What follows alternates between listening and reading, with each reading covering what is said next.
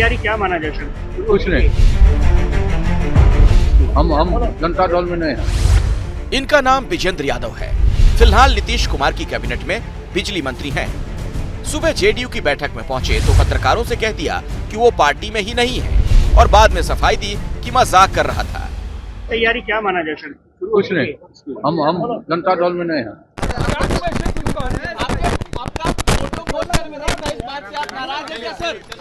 कोई नाराजगी नहीं है, झूठ बात। असल में विजेंद्र यादव सुबह जब पार्टी की बैठक के लिए पहुंचे तो उसमें उन्हें अपनी तस्वीर नहीं दिखी।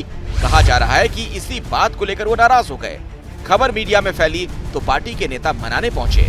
माननीय मुख्यमंत्री जी का निर्देश था, उन्होंने जब कहा कि नहीं पुराने हमारे वशिष्ठ बाबू का उनका कि भाई उन लोगों को भी बुलाना है तो बुलाया गया। पोस्ट किस पोस्ट हमें इसके बारे में मालूम ही नहीं कौन पोस्टर के बारे में। नाराज क्यों हुए?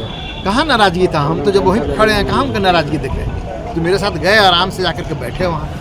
ये तो रही जेडीयू के अंदर की बात। अब जो बाहर चर्चा है उसके मुताबिक जेडीयू ने विधानसभा चुनाव की तैयारी तेज कर दी है।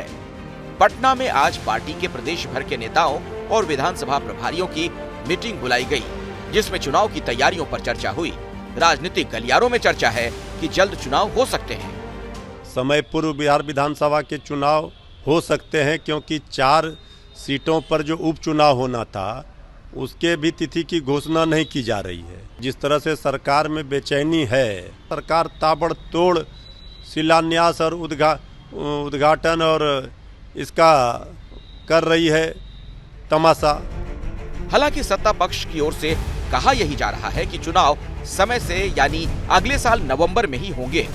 वैसे हर कोई अपनी पूरी तैयारी की बात कह रहा है। तैयारी तो 243 सीट पर सभी पार्टी के लोग करते हैं, हमारी पार्टी भी कर रही है। अगर वैसी परिस्थिति आती है कि समय से पहले भी चुनाव हो तो पूरे तौर पे हम लोग तैयार हैं।